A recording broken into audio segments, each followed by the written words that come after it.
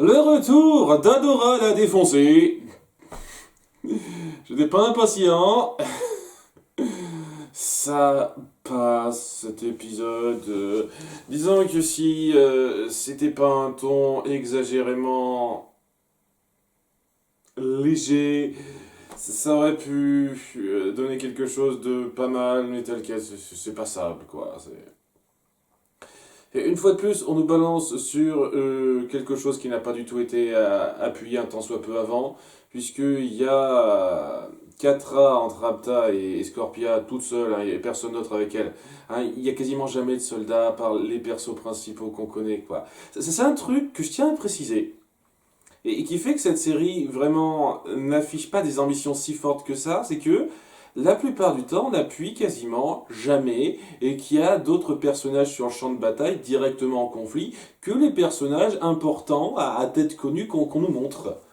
C'est assez incroyable ça. Les soldats, on les montre de moins en moins en fait. Enfin bref, il y a ces trois-là qui sont sur un site de glace. Là, c'est un royaume des neiges. Là, je sais pas comment ça se fait que nos héros savent qui contrôlent ce point-là. Ils ont des éclaireurs dans le coin. Enfin bref, ouais, ils sont en train de fouiller dans ce coin parce qu'il y aurait une technologie des fondateurs là-dedans et Antrapta est un petit peu en train de fouiller, de faire des recherches scientifiques, donc elle est à fond dedans, tandis que Catra ça l'énerve un petit peu et on va avoir pas mal de temps alloué à Scorpia et ce qu'elle ressent pour Catra. Ce qui est mieux fait que l'épisode précédent déjà, j'avoue.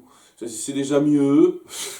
Et étant donné qu'on n'appuie pas une seule seconde le fait qu'elle a perdu le fort de l'épisode précédent, ça appuie à nouveau que c'était un épisode pour rien qui n'avait absolument aucun impact et qu'on pouvait facilement sauter. En tout cas, voilà, on appuie que Scorpia a vraiment une attache romantique envers Catras. Il n'y a personne qui n'a pas d'attache romantique envers quelqu'un qui l'aborderait comme ça, quoi. Et elle voudrait vraiment passer plus de temps avec elle, afficher davantage, affiner davantage leur relation. Parce qu'elle sent qu'il y aurait quelque chose d'important à nouer entre elles. Et donc elle essaye un petit peu maladroitement de l'approcher, ce qui est mignon une partie du temps, un peu trop porté sur le ridicule l'autre partie. Et ça va être le problème principal, c'est que ça n'arrête pas d'alterner entre le ridicule et le sincère. Et la partie sincère, quand elle est présente, quand on la ressent, elle passe bien, mais elle est entachée par ça. Et ça va être la même chose en beaucoup plus exacerbé pour Faucon des Mers, puisque parallèlement, il va y avoir Faucon des Mers qui aidera notre groupe de trois protagonistes. Ce coup-ci, les autres princesses les accompagnent pas. Ça dépend des épisodes, hein, mais bon, hein, c'est vraiment nos trois protagonistes, techniquement, qui donc se rendent là-bas, hein, amenés par Faucon des Mers, et qui va se plaindre beaucoup qu'on le délaisse. Que Cyrena ne veut pas trop le montrer à ses amis et qui se sent un petit peu à part. Il essaye de montrer qu'il est cool et je peux être cool en étant tout le temps ridicule. Et le principe, je le comprends, et j'irais même jusqu'à dire que c'est un tout petit peu mieux fait que dans l'épisode où il est introduit, c'est-à-dire que il ressent ce besoin qu'on le reconnaisse, qu'on ne le considère pas juste comme le gars qui a le bateau qu'on accepte et qu'on tolère, quoi. Il a envie qu'on le reconnaisse plus.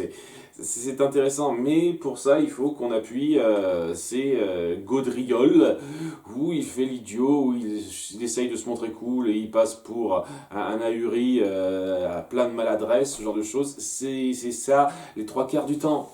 Ce qui fait que quand on appuiera un petit peu le côté sérieux du personnage, bah, ce sera pas très fort. D'autant plus qu'on fera un parallèle entre lui et Scorpia, j'y viendrai ça. En tout cas, ouais, Antrapta fait des recherches, et alors que Catra fouille un petit peu le matériel qu'elle a amené, elle tombe sur le fameux disque qu'on a vu dans l'épisode 2 d'introduction d'Antrapta, qui a donc rendu rapidement Berserk Adora, et qui l'a fait se transformer en Soularde. J'ai envie de dire, c'est ça quoi, le caractère qu'elle a quand son épée est possédée et qu'elle ne touche pas, c'est une soularde, à peu de choses près quoi. Elle a 5 grammes d'alcool dans le sang, un truc comme ça.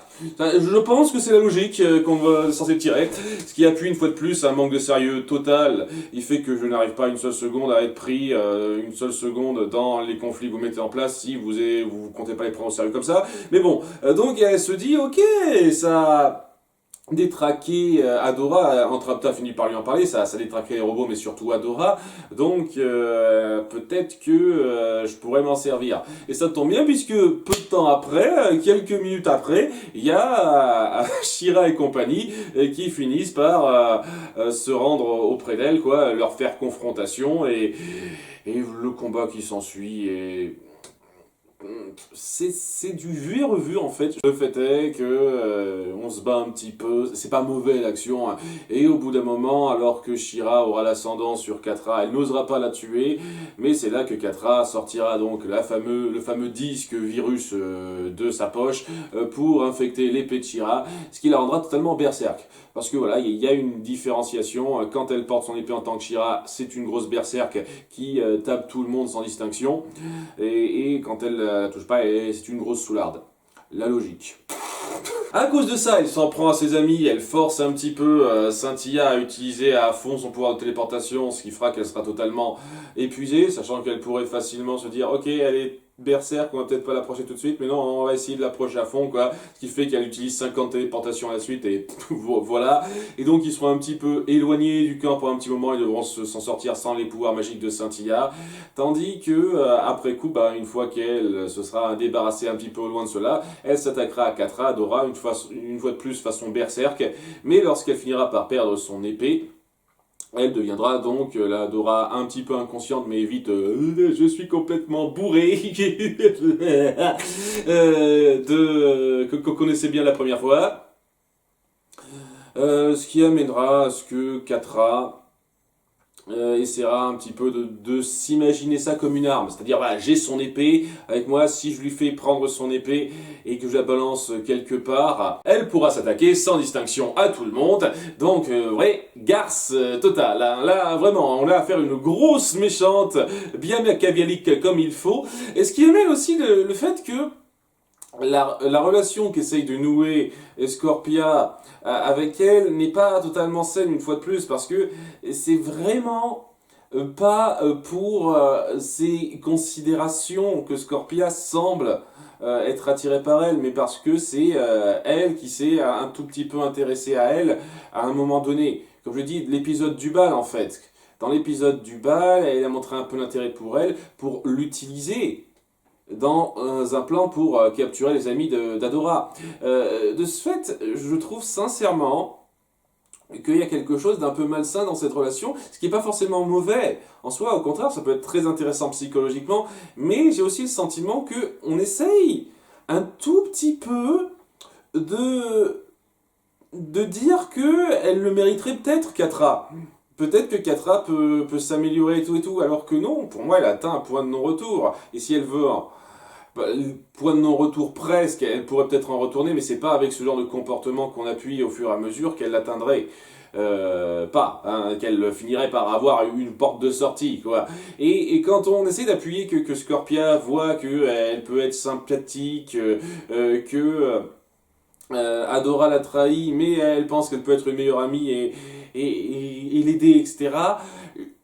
Tu sens un tout petit peu que la série veut te lancer ça. Et pas que Scorpia est un peu pathétique dans un sens touchant de vouloir ça de sa part. C'est... Je sais pas, hein, peut-être que c'est moi qui interprète mal, mais la façon dont on le dépeint, j'ai quelques soucis, je vous cache pas. En tout cas, voilà quoi.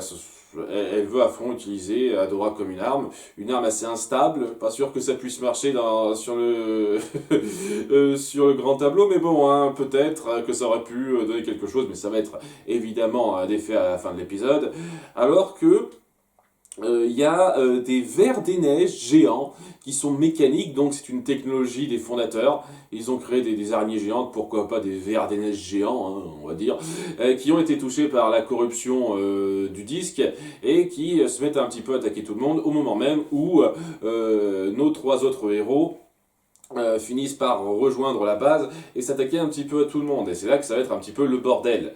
Le bordel avec Scintilla et Flèche d'Or qui lutteront un peu contre Catra et un tout petit peu Entrapta. Entrapta qui sera vraiment à part une fois de plus, elle est totalement neutre, elle suit juste la voie qui lui donne plus de technologie. Et la lutte entre Scorpia et Faucon des mers ou très vite, après avoir un tout petit peu lutté l'un contre l'autre, ils finiront par se retrouver dans le fait que on les délaisse. Et une fois de plus, c'est intéressant dans l'idée, dans les faits, c'est un peu trop ridiculement mis en scène. Déjà, ils ont tous les deux des expressions exagérées, surtout Faucon des Mers qui a toujours les yeux à moitié larmoyants comme ça, ce qui fait que j'arrive pas une seconde à le prendre au sérieux. J'ai tellement de mal à le prendre au sérieux, ce qui fait que son dilemme, est-ce que j'en ai quelque chose de particulier à foutre? Scorpia, ça passe encore, et le mélange est pas grossier au point de me faire ne pas la prendre au sérieux, mais Faucon des Mers, je m'en bats les couilles, hein. Dire, oh, on me considère pas bien, Sirena ne veut pas me mettre dans son cercle d'amis, tout ça, oui, c'est bien, tu fais le con les trois quarts du temps. Qu'est-ce que j'en ai à foutre, merde? Sérieusement, qu'est-ce que j'en ai à foutre? Mais voilà, ils se retrouvent à discuter un petit peu de leurs soucis, de comment on les considère mal, et il y a une espèce de pseudo-lien qui se forme entre eux, ça va trop vite, et oui, en plein combat, c'est pas du tout, c'est pas du tout mérité. Il faudrait qu'ils soient dans une situation où ils seraient forcés de parler. Pas, tiens, on se retrouve et paf, en plein combat, en pleine urgence, on pense plus à rien, on discute bêtement. C'est ce qui appuie que ce sont davantage des gimmicks que des personnages vraiment raisonnés. Et c'est vraiment dommageable ça, vraiment dommageable. N'empêche, bon, ils finissent par se retrouver dans leur manque de considération. Au bout d'un moment, ils finiront par se mettre d'accord pour se battre ensemble et c'est un petit peu le gros bordel à la fin. Lorsque les Verts attaquent, Catra ne veut pas abandonner son plan d'utiliser Adora, mais elle est sur le point de se faire avaler par un de ces vers géants. Et Scorpia, qui veut la sauver, hésite à détruire le disque virus qu'elle a entre les griffes. Comment on appelle ça? Merde, les pinces, voilà. Les pinces de Scorpion, elle l'a entre les pinces, elle hésite parce que Catra ne veut pas. Sachant que tu pourrais très facilement essayer de la sauver sans la détruire. Genre, vas-y, tu la grippes de façon à ce que elle puisse ne pas être bouffée par ce ver géant.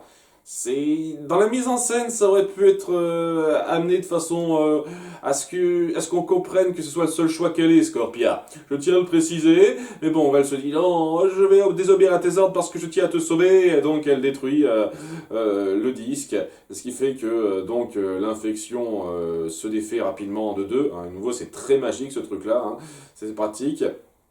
Et Catra et Entrapta sont sauvés, elle les fait se barrer de là très vite dans leur cargo, tandis que tout le monde est un petit peu content. Et ça se termine sur Catra et Scorpia qui se rapprochent un petit peu, Catra qui accepte un peu qu'elle soit plus proche d'elle, donc peut-être qu'elle s'ouvre un petit peu plus à elle.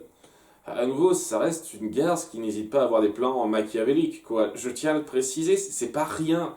C'est ce qu'elle ose faire, les suggestions qu'elle a, quoi. C'est pas un truc comme ça de personnes qui peut se racheter facilement. Ouais, ça peut peut-être promettre une évolution, un développement de relation qui peut être sympathique. Faut voir, faut voir. À nouveau, hein, c'est à moitié bien fait dans l'épisode, ça, donc faut voir. Tandis qu'Entrapta leur révèle qu'au bout du compte, elle avait déjà trouvé la pièce de technologie qu'il recherchait. C'est une espèce de grosse pièce géante, hein, une pièce de monnaie en quelque sorte, avec des circuits dedans, et voilà, c'est une technologie qui permettra d'améliorer les portails, la technologie de portail qui permettra de se les porter où on veut, donc ce serait très très pratique. Ah mais là c'est sûr que si on utilise ça bien, tu peux facilement gagner beaucoup de combats. Et donc ça promet quelque chose d'assez délicate, d'assez difficile à gérer par la suite, sachant qu'il reste que 2 épisodes maintenant, il y a très peu d'épisodes dans cette saison 2, ben, c'est pas impossible que ça lance directement sur ça. Ok. Et à nouveau, c'est autour d'une base qui n'a jamais été un tant soit peu appuyée, amenée avant, hein. Cette base dans le Royaume des Neiges, est-ce qu'il appartient à Glacia ou c'est quelque chose à part au passage? Bref, cette base, je sais pas quoi en penser, à part que ça tombe bien que ça tombe comme ça, quoi. Donc, ouais, ça passe. Ah, il y a des trucs un peu trop ridicules pour être vraiment pris dans les développements de perso qu'on essaye d'instaurer, hein. Au centre, c'est vraiment Faucon des Mers et Scorpia. Scorpia, ça va. Faucon des Mers, j'y arrive pas. Je vous cache pas que j'y arrive pas. C'est un tout petit peu mieux que dans l'épisode où il était introduit, mais c'est pas fameux non plus. Et en dehors de ça, c'est une confrontation comme une autre au bout du compte. Et si c'est ce genre de confrontation qu'on va se faire régulièrement, ben, je vous cache pas que ça va vite se répéter. Là c'est pas au stade où ça en devient répétitif, mais encore un ou deux comme ça, et je pense que la sensation de répétitivité va vraiment commencer à se faire valoir, quoi. Faut voir. Enfin bon, ça se regarder. À bientôt pour l'épisode 6. Bye!